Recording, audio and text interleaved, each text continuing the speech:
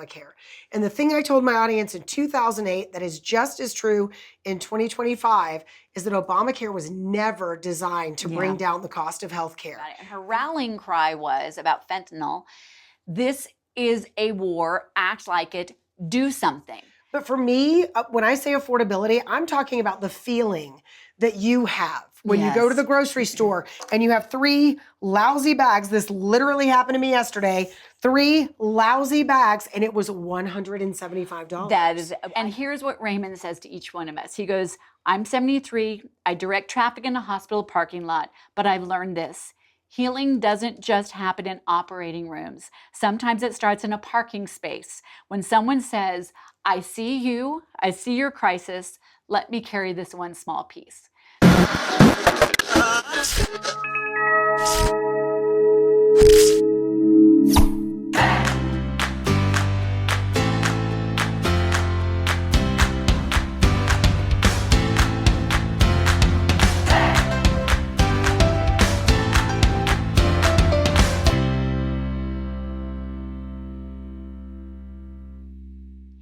Hello, this is my friend Mandy. And this is my friend Deb. And together we are Mandy and Deb. Welcome to our big year in review show. Huge. More on that. So big that it won't even fit on the set. There's show leaking out over there. There's show leaking out over there. Yes. 2025, we're going to kick you out the door. Oh my gosh, because we've got so much to talk about. But before we get started, first of all, please subscribe right down there so you can hear about 2026 going forward as well. And also follow us on our Facebook page, Mandy & Deb. Fancy way of saying Mandy and Deb. Okay, but should we kick it off? Let's do it. Okay, because guess what? We should have had a drum roll. Oh, go ahead. Well, I do the slide because we've got 2025. Woo! Yay! Okay, why don't you just jump right in? Because we're going to review the year, by the way, and just get into it. Well, we are not going to give you a complete review of the year because we don't have that much time. And let's face it, there are some things we just don't want to revisit, right? Okay. That's true. But I do want to start by talking about the concept of 2025 as a year for women's health care. Now, that doesn't mean that women are being treated equally with the same amount of research dollars and all of that good stuff. But what it means is that women are starting to talk about things and starting to get movement on things that, frankly, we haven't talked about before. Mm-hmm. Case in point. I want to talk for a moment about a conversation I had with my personal trainer, who's a little bit older than I am.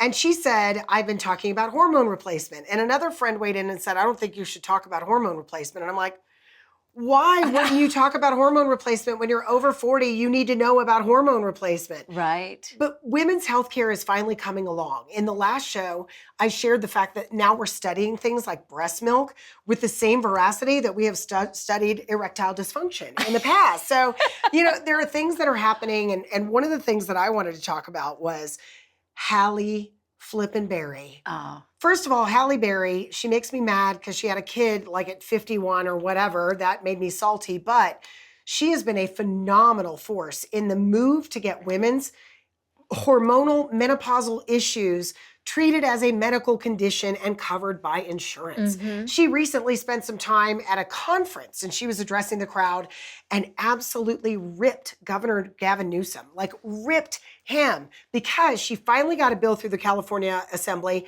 and he vetoed it. And it would have required payment for things like hormone replacement therapy as women are going through menopause. None of that really is going to stop the ball that has begun rolling. And I think part of it is older women are just a lot more open about the challenges and issues that they're facing. And I do think that what's happening now with the healthcare debate, and the healthcare debate, we're going to go over this a little bit more when we talk about the government shutdown. The healthcare debate is moving in a direction that is incredibly important, and women make a vast majority of the healthcare insurance decisions in their households. Yes. They're the ones trying to balance budgets. They're the ones trying to make this work. I'm just going to say this, and this might be controversial to some people, but I was on the air back in 2008 when Obamacare was being debated. I had just left a small career as a health insurance agent, so I knew a little bit more than your average talk show host, and I read every incarnation of Obamacare. And the thing I told my audience in 2008 that is just as true in 2025 is that Obamacare was never designed to bring down the cost of health care. In my opinion, it was designed to do exactly what's happening right now. It was designed to make everyone hate the health insurance system so much that we would all clamor for a single payer system.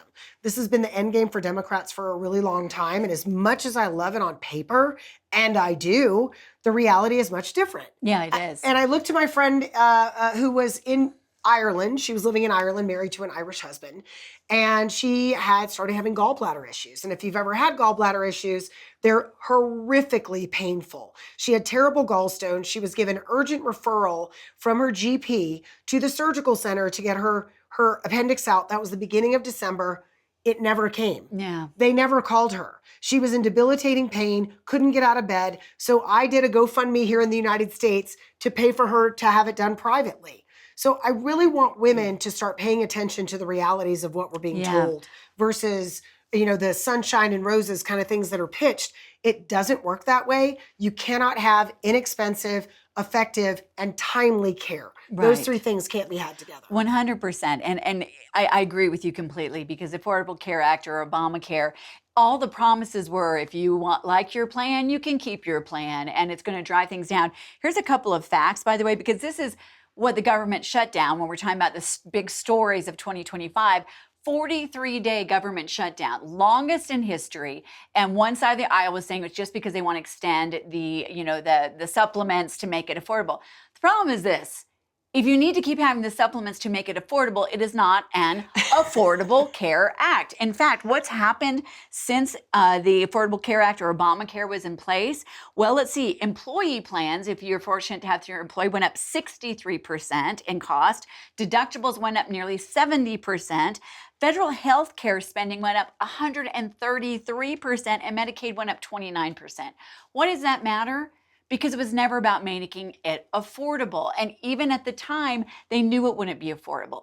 But I think we have to, as American citizens, say, oh, don't just throw up our hands and say, well, I guess it can't be fixed, so therefore let's just go to government taking it over. Because your story about your friend in Ireland, that's how it is in England with the National Institute of Health and all of that. There are people there that pay huge percentages of their income for the government to run their healthcare. And take for someone who grew up in the Air Force and went to an Air Force hospital. Government doesn't do medical care really well. Thank goodness they do have it for veterans and for military families, but they should not be in that part of the business. But people who have nationalized healthcare, which some people are going to try to push us towards, also have to get healthcare insurance on top of it. And so I think that is something that is a big story from this year. And when we go into 2026, we're going to have to really say, how about we get back to common sense things like competition, like transparency, like, really being able to shop across state lines. I mean, opening it up.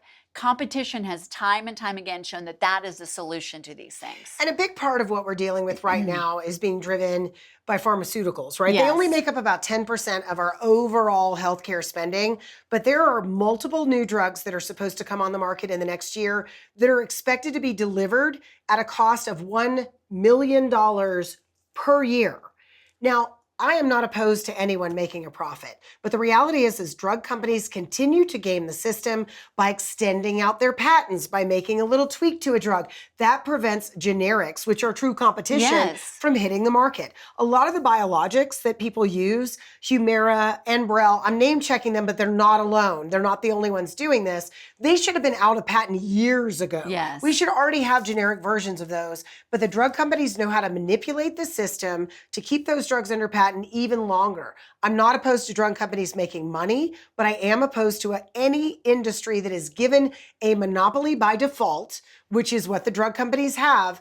I am opposed to them doing a little more than profit taking. And I got to tell you, $1 million a year, if we didn't have third-party payer, there would never be a price tag that high. Yeah, I agree. And the other thing I want to get back to, so as we, the big stories of the year, 2025, the shutdown was about extending the healthcare subsidies and all of this. So we got to watch that in 2026. But what you started with is, in a way, on the bright side of things, 2025 being the healthcare year of the woman or of the mom. Some really positive things are with RFK Jr., like him, not like him. I don't agree with him on everything, but he has dared to open things up and begin to ask questions, like with hormone replacement therapy. That is not a theory. It's an actual therapy. Basically taking off the black label because that was outdated. And when it's, bioidentical, it's actually really good for you. Other things he's done, by the way, under the CDC and the guidance now of the health department, removing, we talked about our last show, recommendations for the Hep B vaccine for children who don't need it unless the mother has it. And when you look at the fact that vaccines have increased for infants since 1986, 500%. We need to look at that. One other thing I really like that he's been doing this year when we're talking about the healthcare year for the mom. So many moms are always wondering and worrying about what's in my kids' food and all of that. It's about time we look at that when you realize that there are 338 food additives in Europe, and how many do we have? Over 10,000. And we only finally just said that, that red dye that we banned in cosmetics years ago because it causes cancer, maybe we shouldn't be putting in our bodies. So I think it's great. I love that. I feel like a lot of the issues that moms have been concerned about for years. And again, neither Deborah and I are anti-vaccine. Not to at be very all. clear, our children are vaccinated. We are vaccinated. But all we want to do is be able to have the conversation about any kind of sacred cow. The fact that we are supposed to just accept every single thing that we've been told when, unfortunately, during COVID, it became pretty clear that the CDC was not honest with us. No. And the more stuff comes out about what was not told the American people during that, the less faith I have in governmental agencies. I just did an interview on the show about the loss of faith in institutions. And that is incredibly important. That's actually an indicator of the downfall of society. When we can no longer trust the institutions that we are supposed to trust, everything kind of falls apart. Well, when it comes to things like the FDA and the CDC, I want to have access to all of the information. I want to know exactly what happened. And unfortunately, now we're finding out that children died during the COVID vaccine trials. They didn't die from COVID. They died after the vaccine. These are all things that should have been told to us. So at a bare minimum, regardless of how you feel about RFK Jr., I hope you do appreciate that he is trying to bring more ability to question the narrative and more information so people can look at the information and make an informed decision about what they're putting in their body and their kids' bodies. Yeah, absolutely. I go all the way back to our founding fathers who said the key to a free society is a well-educated citizenry. That means the facts, not everybody's opinion, not what they think we should know. So obviously, one of the big topics of 2025 was healthcare, some of the reviews that were going on, food additives, etc.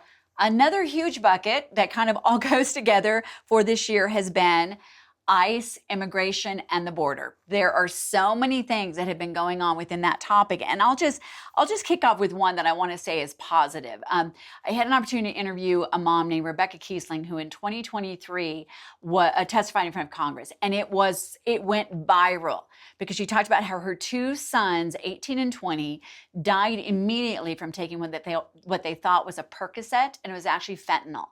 And she just said, this is something that we have to do something about. She talked about how the precursors were coming from China. And if China was at our border trying to destabilize our country, you would do something about it. And her rallying cry was about fentanyl. This is a war, act like it, do something. And I think that's a big story of 2025 is that whether it is the strikes on the drug boats, and we'll talk about whether or not that's still going to be sounded out about, where that comes in, or whether it's securing the border or the incredible increase in the DEA's capability. There have been marked improvements in the whole fentanyl situation, which we got to remember is the number one killer of 18 to 45-year-olds. But just a couple, even here in Colorado, in Douglas County, the largest drug bust in Colorado history, they found 1.7 million fake pills containing fentanyl in them. And why did they find it? Because the person who put him there was captured by ICE and he left it there and somebody bought it in an auction. But it is working from that front. And the captures of drugs coming across our border are down like 53% because they are stopping it.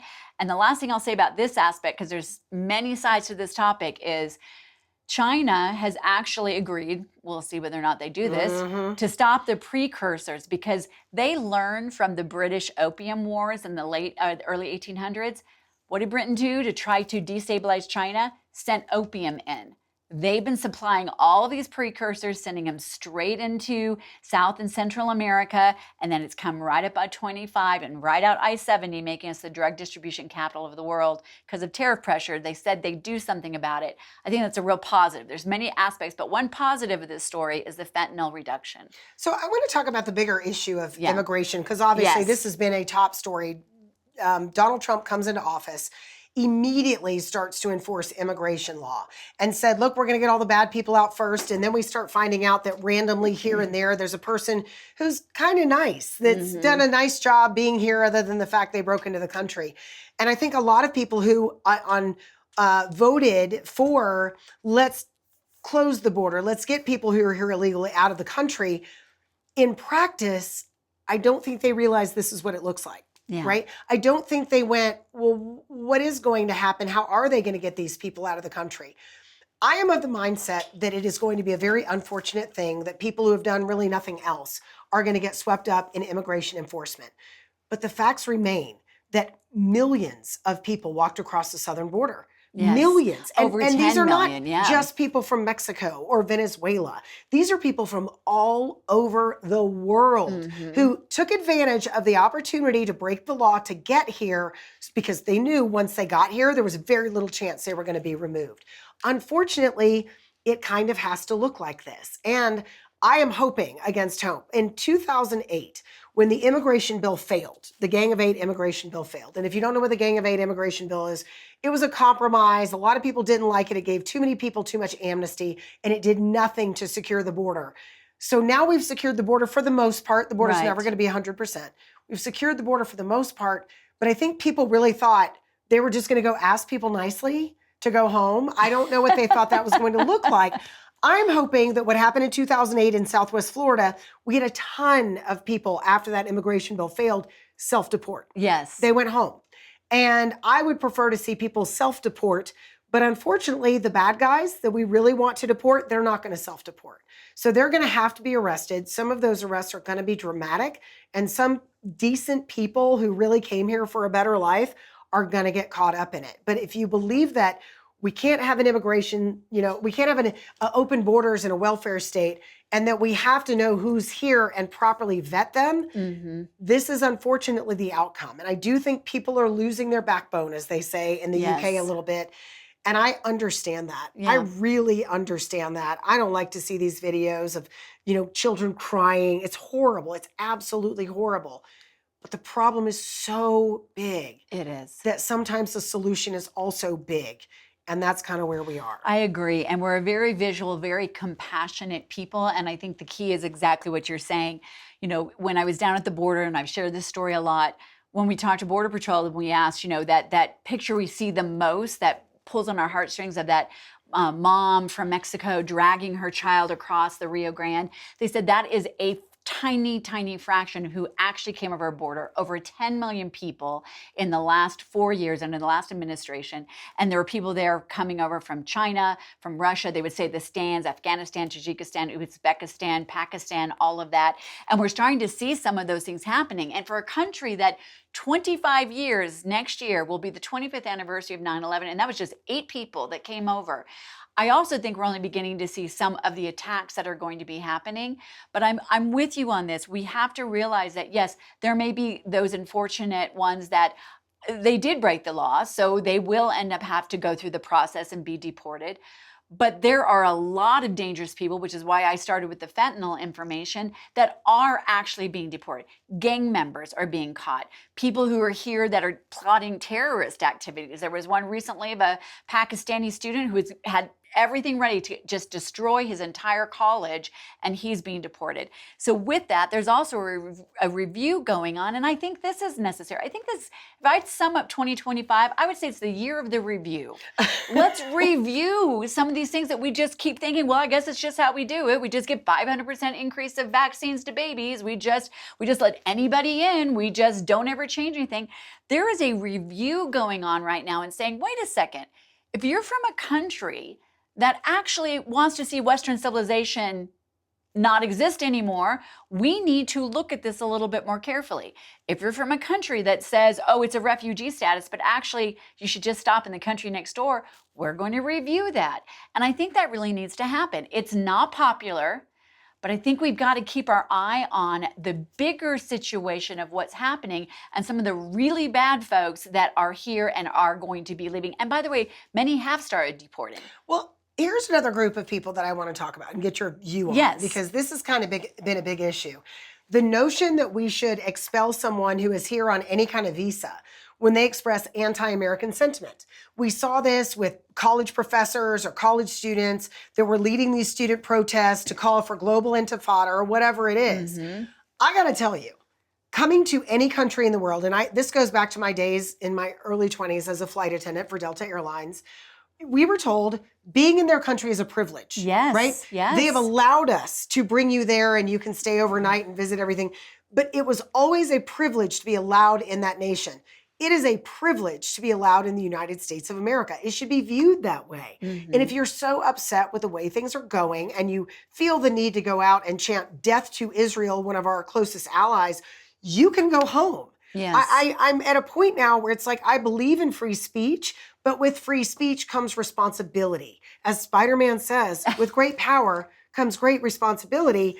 And I do think that when you agree to come to the United States, when you ask to come to the United States on a visa, your responsibility should be to pipe down and keep your comments to yourself until you gain citizenship. Yeah, 100%. I think it's a great point because I remember traveling abroad when I was studying in Salzburg, Austria. I would learn a phrase in that country's language, even if I was going to be there for 2 days, because it was a way of showing respect that I understood. I was privileged to be able to visit them. When we have seen over this past year, particularly attacks on ICE or police or whatever going on, and people are burning things and they're flying the flag of another country, really part of our immigration should get back to, okay, so you want to come to America, but why? More importantly, what are you going to do for us? That's exactly right. And we have a right to say, look, you need to come here if you want to be an American, or if you're coming to study, it's because you understand you're coming here because you think our universities are great. Well, then honor the system and the country and the guidelines that made it. I think that is the bigger question for sure. And the other thing I want to say about this, by the way, another big story of this, immigration situation has been, when you look at our country, we have laws. And if we're not a country of laws, we're not really a country at all. And what makes America exceptional is not the people or the landmass, it's the idea of America. We have intrinsic value, therefore individual liberties, and government is there to protect those, right? That's it. Well, we have those laws. If we don't like those laws, then we need to change the laws. But when it comes to things like immigration, we have asked people to uphold our laws. Police officers, ICE agents. ICE agents are simply federal law enforcement. They are doing what we've asked them to do to uphold the laws that actually have an immigration process for our country.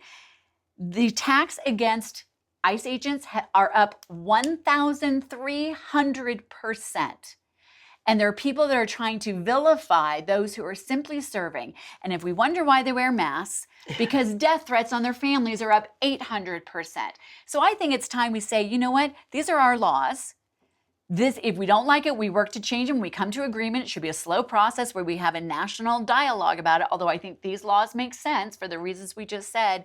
And then let's not vilify the people who are upholding our laws while we instead give all the sympathy to those who are breaking them. Amen to that last part. Here in Colorado, a very interesting thing is going on right now.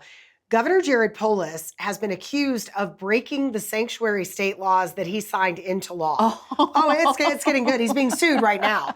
He just recently asked for a dismissal. The judge said, no, you are going to have to take this to court. The issue is that ICE called the governor's office and said, look, we're investigating the sponsorships. We want to check in on the children that were placed in your state, and we want to know the information about their sponsors. Where do their sponsors work? How can we find them? And the Polis administration passed that information along. Jared Polis himself has signed multiple bills that forbid law enforcement from cooperating with ICE. Now, in Jared Polis's defense, ICE does have a subpoena for this information. So technically, I think he's on the right side of the law because the laws themselves say, look, we're going to help fight crime. We're just going to make you work for it. But now he's being sued. And I can't wait to hear him defend himself against the sanctuary state laws that he signed. Yeah, and by the way, I think the sanctuary state laws that have made Colorado a sanctuary state make no sense. It basically says local law enforcement cannot coordinate with federal law enforcement. Well, when you have gangs, when you have drug dealing, when you have human trafficking, that is absolutely crazy. And by the way, when we were at the border, we asked the local police in El Paso, what if you were told here in Texas that you couldn't coordinate with federal law enforcement? They said, that's stupid. We wouldn't do it. I mean, it doesn't just make say sense. no. I know. And then I want to highlight one other part of this story before we move on to another topic of 2025. But this is about immigration. It's about customs, ICE, drug, all that kind of stuff. Many know that hundreds of thousands, by some estimate, children under the last administration, the last 4 years, were just released into people's care where there was no actual vetting process. Well, I am grateful that now really hardworking ICE and Homeland Security agents are working very hard to find these children. And as of right now, 62,000 were found who were in some form of trafficking. Some of it sex trafficking, some of it, labor and all of that. Deborah, they found children who were pregnant by their sponsors when they caught up with them. That's terrible. That's what's been allowed. That's what bad vetting does. Yeah. And so when we look at keeping our backbone strong as we're doing what we need to do, and we are all compassionate about those who were trafficked across the border, these children. Well, the best thing we can do is to find them, to begin to really find out who's in our country and the bad stuff that they're doing. So that is one of the topics of the year. That was a big one. That was a biggity big one right there. Whew. Check. That one's done. Okay, all right. check. I'm done. sure it'll be solved by January 1st. Yeah, absolutely. No problem. 2026, we're going to have nothing to talk about. From your lips to God's ears. Okay. I know, right? Okay, you want to jump off? Next topic is a big one for everyone. Yes. Right? And this is the economy and affordability. Now, politically speaking, there are so many different angles to this. At our state level in Colorado, we have seen inflation here, especially in certain industries like restaurants, move at a higher rate than the federal rate for some time, although this year we've been a little bit lower. But at the same time, we have a housing shortage here in Colorado, exacerbated by some construction defects law, which has prevented the building of condos, which are traditionally first-time home buyers are living in condos. So we've had some issues, but Donald Trump got elected, and a lot of people voted for him because they were voting for affordability. And I want to address kind of the concept of affordability, because affordability is not like, I mean, I guess there probably are think tanks who have come up with a measure of affordability with different metrics. But for me, when I say affordability, I'm talking about the feeling that you have when you go to the grocery store and you have 3 lousy bags. This literally happened to me yesterday. 3 lousy bags, and it was $175. That is, I did that yesterday also. That to me, that gut check of can I afford this? How am I going to pay my mortgage, put gas in my car, put food on the table, pay my power bill, which is going up. All of these things, that is what affordability is. Yeah. And I don't care what the underlying numbers, the underlying economic numbers are, because the stock market is going great. Gas prices have come down to really nice levels. Let's just be happy about that. But at the supermarket, in your power bill, all of these other places, it's not coming down fast enough. Right. Now, how is it going to come down, or our income's going to catch up? I don't know. Yeah. I don't know. I think the next 6 months is going to be very, very telling. But for the Trump administration, the next 6 months is critical because the midterms are coming up. And if people still feel like they can't afford stuff because they can't, it's going to be really a huge problem in the midterms. Yeah, I definitely think that is one of the biggest topics of 2025. I mean, the election in November in 2025, it was really about affordability. And it was people that were unhappy that showed up even more.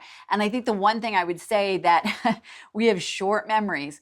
It took a little while to get, under the previous administration, up to the highest inflation in 40 years. While we want it to happen quickly, things are going in the right direction, but it doesn't happen overnight. I mean, gas is a great example. It's really low here, partly because we do have our own energy source in Colorado and we process it here and all of that. But even though some laws are trying to work against that, but in California, by the way, because of those bad policies, it's over $5. So it really depends. things are going down. It does need to go down quicker. But when I look at Colorado, one of the things I want to point out about why things are so expensive, Colorado, the Colorado Chamber of Commerce said this. Colorado is sixth in the nation, sixth highest when it comes to regulations on businesses, over 200,000. That makes it harder for businesses to do their work, build their homes or whatever at a good price, and then they pass it along to the consumer. Likewise, in Colorado, we dropped in economic growth from fifth in the nation to 41st in the nation. So when we're here in Colorado, we need to recognize there may be some really great changes happening nationally, but it's state policy that has a huge impact also. The Colorado housing market is far less affordable than a huge number of states around the country because of policies right here. But affordability is an issue for sure. When a politician tells you that they are running on a platform of making things more affordable, please ask them, especially if they're in office, to demonstrate clearly anything they've done that makes things more affordable. Because one of my big frustrations in Colorado, and this is a hyper-partisan comment, but it's also accurate, the Democrats in the state are always running on making things more affordable. Jared Polis does it. Every state House member, every state senator, they all run on it. Guys, I can give you like a flow chart of how the policies that have been put in place since 2019 have been devastating to our economic growth. They've made everything more expensive. Colorado just adopted a policy that is going to come for your gas stove, indeed. your gas furnace, and I'm not engaging in hyperbole. All of which is going to make your life way more expensive. So instead of listening to the campaign ad that says, we're going to make your life more affordable, ask for results. And if they have a track record, demand to see the track record because it's just not there. Yeah, and what they've done so far. So let's just look at it that way. This is a hyper-partisan thing also, but who has been in the majority control and sometimes super majority control of our state for quite a while now, as we've been dropping from fifth in the nation to 41st economically? It's one party. So it's only, where the biggest growth has been in the government and in how much taxes they're taking from us. So we have to sort through that. Well, a couple of other things, let's jump to where the tide is turning. And I want to start with something that was a really big negative, but I think it's leading to a tide turn that is positive. One of the biggest stories of 2025 was the Charlie Kirk assassination. Now, there have been other assassination attempts or people that have been killed from both sides of the aisle, but that was the most shocking because it was all about talking, whether you agreed with somebody or not. Talking about issues.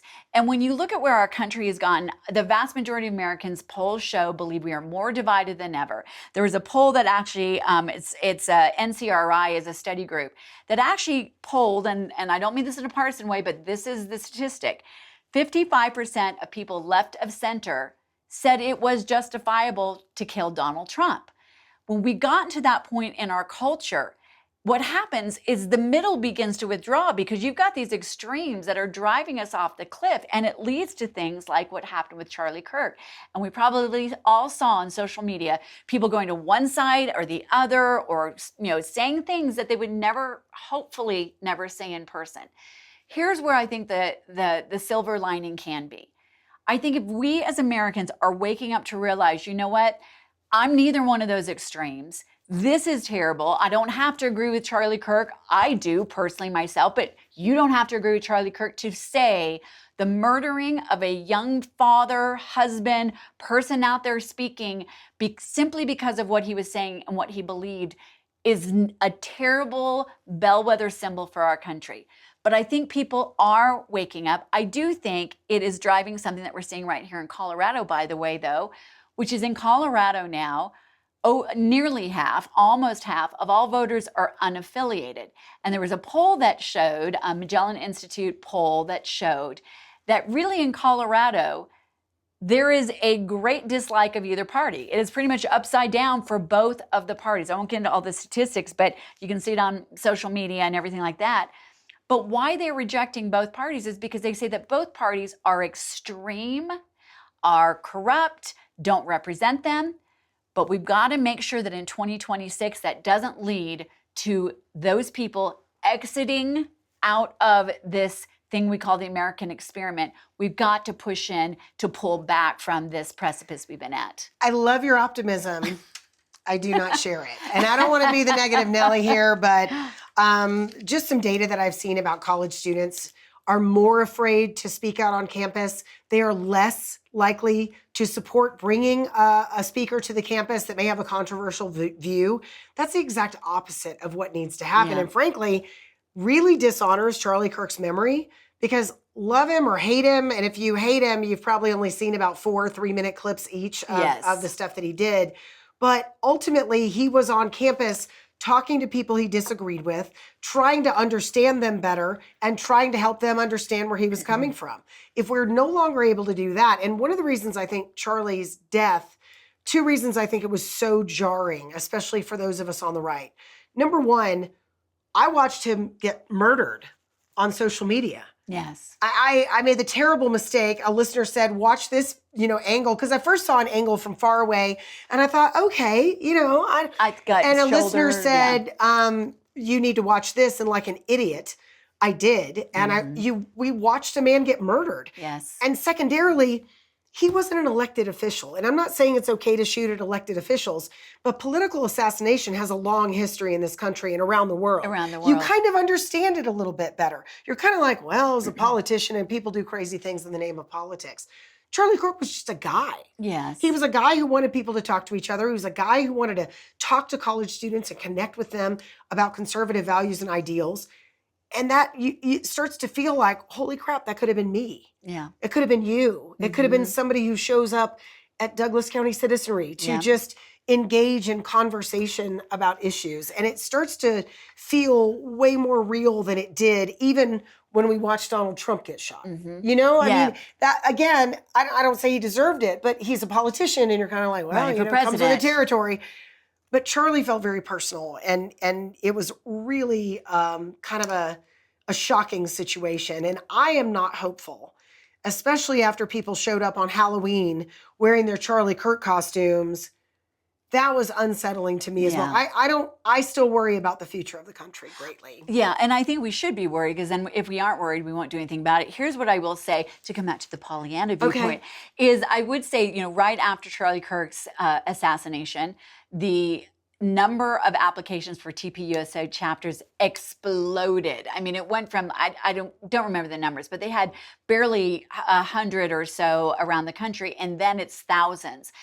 In addition, this generation, Gen X, the one that he tapped into and connected with so much, they're showing they're more conservative than ever. And Gen Z. We're Gen X and we don't care about any of it. No, Gen Z.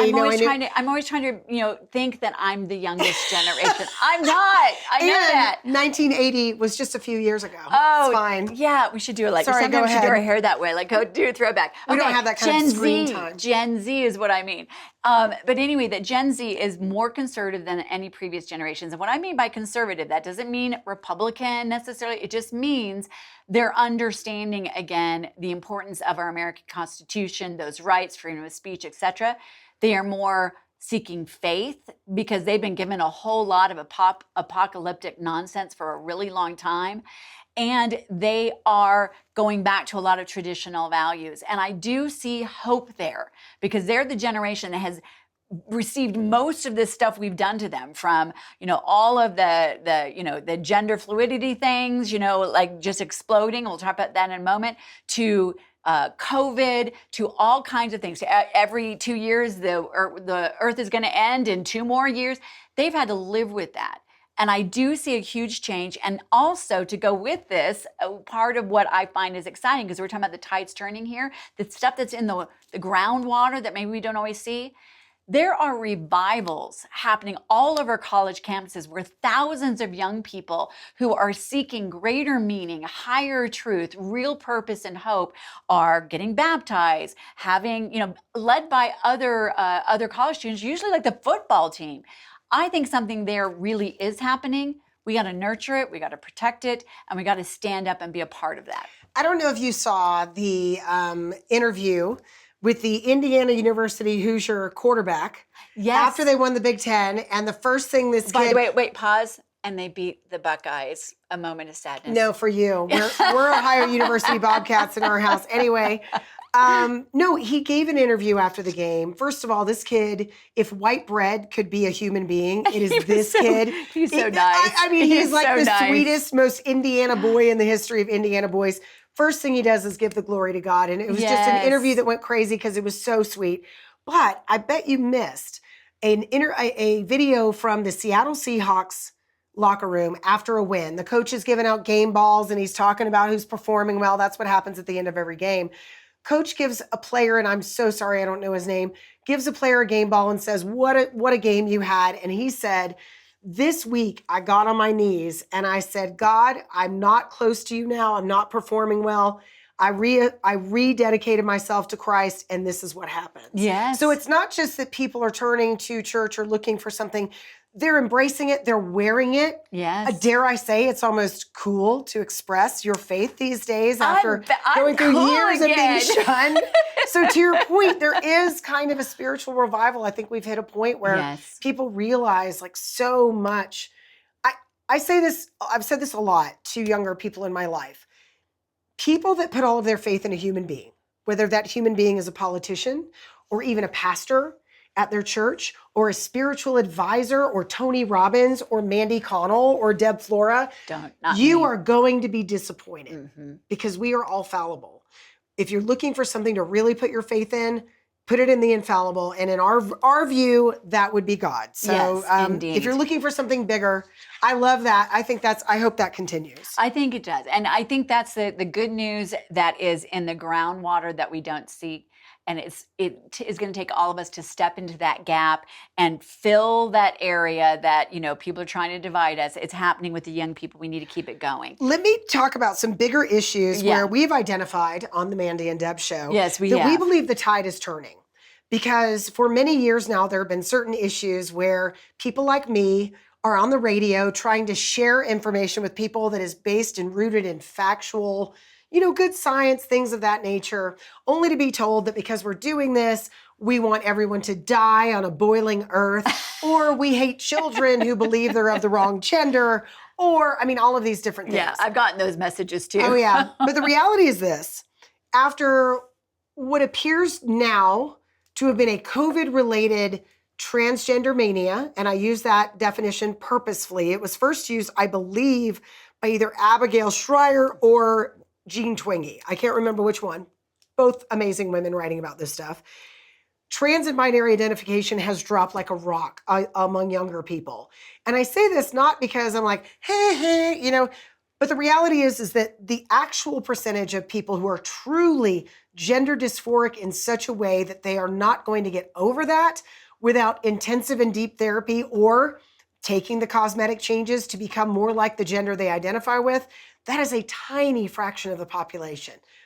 The rest of the kids that were kind of like, I'm going along with it because it's the cool thing to do. Unfortunately, some of those kids were rushed into irreversible medical treatments. Yes. So here's the deal. For those of us like me, I believe that transgender adults should be able to make their own choices, do what you want. I support you. I want you to live your best life. But children that can't sign a contract should not be able and allowed to decide that they are going to set themselves on a path of sterilization, of essentially neutering. Your sexual function is significantly reduced, and being unable to get comfortable in their own skin. I think the tide is turning, though. Because we've got a couple of ballot initiatives here about transgender care for children, and the polling data is like 80-20 on this issue. Even people who say, look, I have a lot of compassion for kids who would be struggling, and I want to make sure they're getting the support they need. This isn't just saying, if you're transgender as a kid, go pound sand. This is about saying we're not going to let you make choices before your brain is developed enough to understand the consequences. And I think that is turning, as well as the athletes situation. The most rational people know that post-pubescent boys have a physical advantage over post-pubescent girls. And we need to make accommodations for young men who want to live or compete as women. But we also need to protect our girls, and more people are vocally speaking out about it and not worried about being shouted down or canceled. I do think that this is one of the areas where we have truly turned the corner, and it's positive. I mean, when you hear things like a 4,000% increase of freshman girls in high school transitioning, that is what they call social contagion. It really is. It's like, this is the trend. We're all going to do it. And by the way, remember when everyone in our group was anorexic? oh my gosh. Yeah, everyone. Yeah. Well, and the reality is, if you tell children, young people, if you feel uncomfortable in your body, this is why. Well, that's the definition of adolescence. And unfortunately, this fad has caused permanent life changes for so many. So it's a very positive thing. I'm with you, Mandy. If you're an adult in this United States of America, you are free to pursue your own unique idea of happiness, if that is presenting, as transgender and all of that. But it's time we protect the children, and people are really waking up to that. And the young generation is. They're saying, you know what, that was a fad and we're done with it. And I think it also comes from a lot of very brave detransitioners who've talked about where they were persuaded to, or their parents were told, oh, your child's going to commit suicide. It was kind of almost a medical blackmail in a way. It is a good sign. And I do think also that situation with the transgender sports, that is a majority view that has changed, because that was created so women could excel. And I think one of the images from 2025, as we're doing our year in review, was the Olympic boxing situation. Ugh. And if anybody wanted to see how clear it was, and by the way, studies even show, even in utero, if you have the chromosomes that are going to make you a biological male, your body is doused with testosterone. And even before you are pubescent, you have greater bone density, faster twitch muscles, greater muscle mass. It's just biology, and it's taken courageous people to speak up when people want to shout them down and just say, and that's why this is the year in review. Let's be free to review things. And anytime somebody tells you you can't talk about it, we should talk about it. That's exactly what you should talk about it. Well, we got to wind up these next ones because it's been quite a year. I've got to talk about climate. We got to talk about climate change. Yes. Okay. I think this will be our last one for the year. A little background on me and climate change. Yes. So I got my first show in 2005. Okay. And one of my first interviews about climate change was from a scientist whose name I don't remember, from a university I no longer remember either. However, he told me some things that were absolutely fascinating, because he had an alternate theory for climate, for global warming, that had to do with sun, where we were. It was a very well thought out theory. But I said, well, why don't we hear more about studies like this? And he said, I can't get funding. If you are not towing the company line on it is our fault, man-made climate change, no one will give you the money, including the government, to try and test out other theories. So this has been what we've been dealing with. I've interviewed all kinds of people who've had all kinds of different theories about why we've been warming and why we're not here, and yet they can't get funding for this. And I've watched this shrieking, like, climate hysteria group that have just had every microphone from every media outlet to tell us at every turn that we're all gonna die, we're all gonna die, we're all gonna die. Well, guess what? We haven't died. Neither has the temperature gone up like 3 degrees. None of the things that they said were going to happen have happened. And a very interesting thing happened this year. Bill Gates, I don't know if you know how Bill Gates does his philanthropy. One of his big pet projects has been global climate change and what he called the climate crisis. Well, about a month, 6 weeks ago, he put out a blog post that basically said, hey, yeah, about that climate science, yeah, we're not going to worry about that anymore. All we're going to look at now is mitigating the actual changes that we're dealing with. So even people like Bill Gates, who has probably spent literally billions of dollars of his own money, even he is looking at the science as it is and saying, why are we going to keep listening to people who are wrong every single time? Yeah, a year in review. That's it, exactly. I mean, we're reviewing the year of review, which is, I think, is what this is about. And one of the things that Bill Gates also said is we need to start looking also at the human cost, because this whole global warming, climate change, it changes its name, push. And believe me, growing up in Colorado, I care deeply about our environment. I love the mountains. I want clean air for our kids. And so certain things have been good, but a lot of it's from innovation, by the way, not mandates from a top-down government that doesn't really know. But what's been happening because of this huge push, if we want to see where we might be heading in Colorado, if they keep going in this direction, because the only one not bucking this trend is Colorado. Well, the energy poor in, let's say, Europe and the UK, because they have so mandated some of these things, 80% higher electricity prices. Home heating and cooking is twice as much. There are people that cannot even, in a Western civilization that is modernized, cannot even afford to heat their homes. And you know what else is finally coming out if we just looked at the science?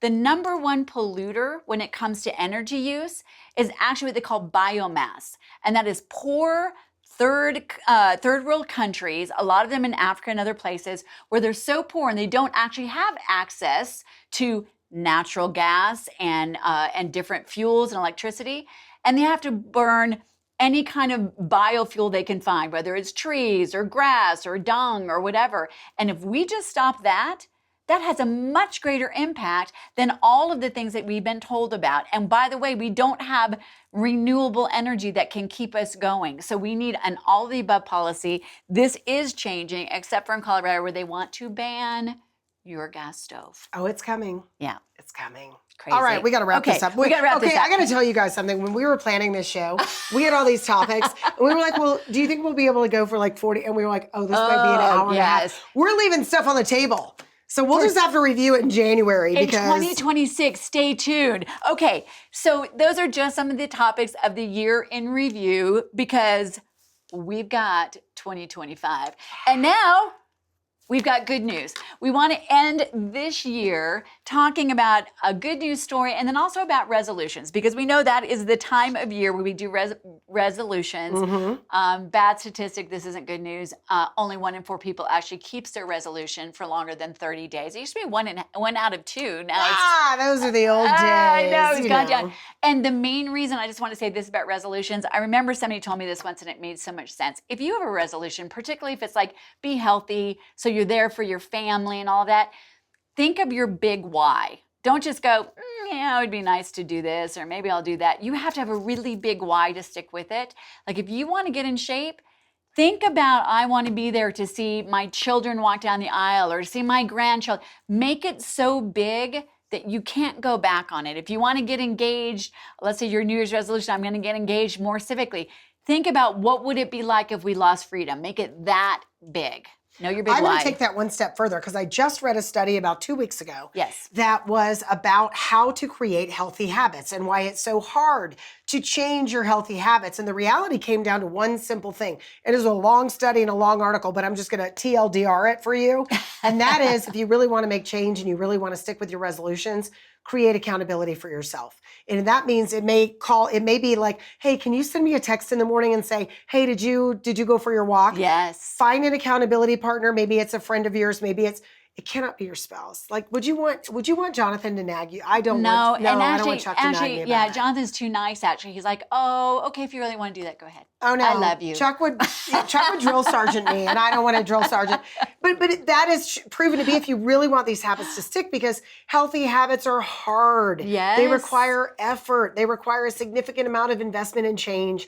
And if you have that accountability externally, you have a much better chance of maintaining those habits. You do, indeed. I'm going to save my New Year's resolution till after my good news story. Do you want to share yours now? My New Year's resolution is to simply continue something that I've been working on for the last year, and that is trusting God. Yes. And it sounds so easy to say, trust God, trust God. I've heard it a million times. But let me tell you something. When things are not going the way you want them to go, and you just tell yourself, I'm going to have to trust God. I've got to trust God. Mm-hmm. Somehow, it makes it easier to give that control that you don't have away. And it takes the worry off of me. And I'm not super great at it, but we're working on it. I agree with that wholeheartedly. That is a great one. And on the cover of my Bible, I have the Serenity Prayer, which came out of the 12 steps, which is acknowledging that there's a higher power, God. It started as God, and you don't have control. And the Serenity Prayer says, God, grant me the serenity to accept the things I cannot change, the courage to change the things I can, and the wisdom to know the difference. And that is it. So that's a really good one. I'll go ahead and share mine because it's kind of like that, and it has to do with my good news story. So I'll just roll into it. Actually, I'll tell my good news story first because it's going to tell you why. And I want to share this. This is my favorite good news story of the entire year. And I think it's a great one as we look into the new year and look at New Year's resolutions. This is the story of Raymond. Raymond is 73 years old. He's a parking attendant at St. Joseph's Hospital. And I read this on Twitter and have verified it since then. Here's how he describes himself. I am 73 years old, minimum wage, orange vest, a whistle I barely use. Most people don't even look at me. I'm just the old man waving cars into spaces, but I see everything.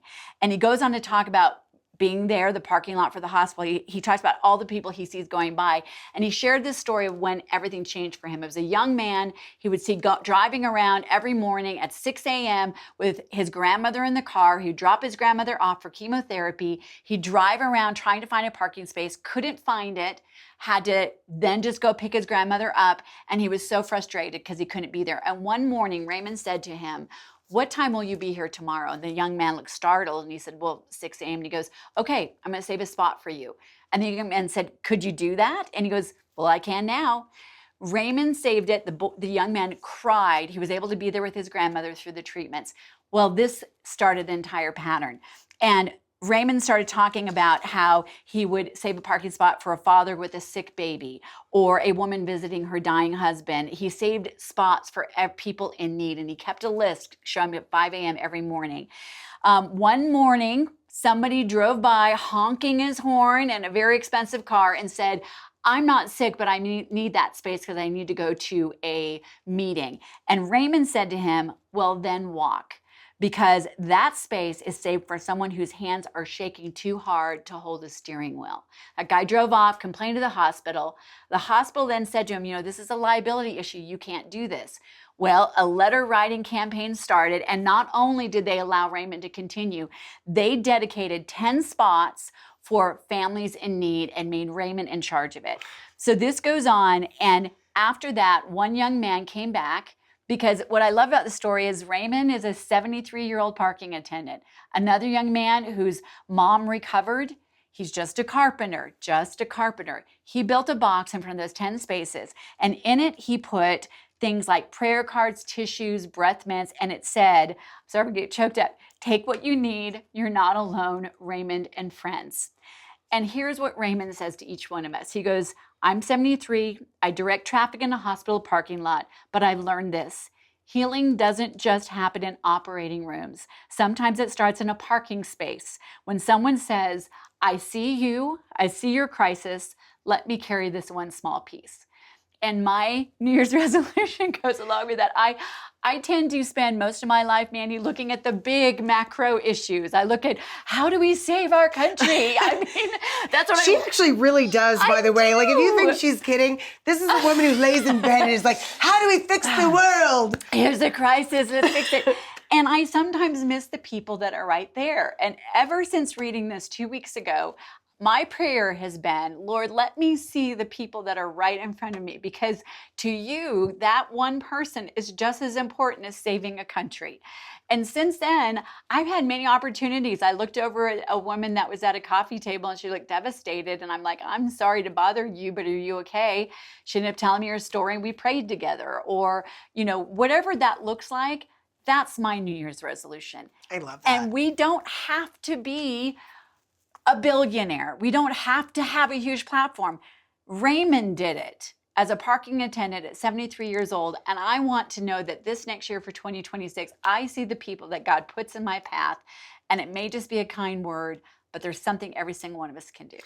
My good news, I actually just changed it on the fly. Okay. Because I met a man fairly recently. His name is Andre. And Step Denver is a wonderful program here in Denver that helps men struggling with addiction. Many of them are homeless, go into recovery. It's a wonderful program of sobriety and accountability and work, and I love it.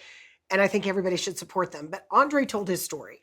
Andre has been some form of addict since he was 13 years old. He had been in 18 residential programs and had always relapsed back into addiction. One night, he was at the end of his rope. His family had cut him off. He had lost his children. His marriage was faltering, and he decided that he was going to end it all, and he injected bleach into his own body to kill himself. Oh. They found him. They took him to a mental facility for a long-term hold, and at that mental facility, they said, "Hey, you can stay here, or you can go to this program, Step Denver." And he was like, "Well, great, that'll get me out of here." His intention was to go to Step Denver, check in. They never said he had to stay. But he said when he got there, Step Denver treated him like a human being. with respect and dignity. Yeah. And for some reason, that time, that moment, it stuck. And now he's their director of operations. Oh. He just helped with the opening of STEP Colorado Springs. He's worked with them for over 3 years, and he has his whole life back. He's about to get custody of his kids. So, I mean, wherever you are in life, I want you to think of Andre. I want you to think of the fact that a guy who was injecting bleach has now completely turned his life around. So whatever's going on in your life, you got this. You just have to make the choice that you want to fix it. So I want everyone to have a remarkable, fantastic, over-the-top, stellar best year ever 2026. And if you haven't had a great 2025, do a symbolic kicking it out the door. Get yourself a little piece of paper, write 2025 on it, crumple it up, and then kick it out the door and go on your merry way. I love that. I think it's a great story. Yes. Well, with this, we wish you a very happy new year. We hope that you have... we don't have noisemakers or hats or Oh, anything. ready? Dang it, where's me? Yeah, here we go. Next year for the 2026 year in review. Confetti coming down. We do wish you a very, very happy new year and just filled with whatever God's best is for you. Please do subscribe. Yep. Go to our Facebook page at Mandy _Deb, at Mandy and Deb, and we will see you next year. All right, guys.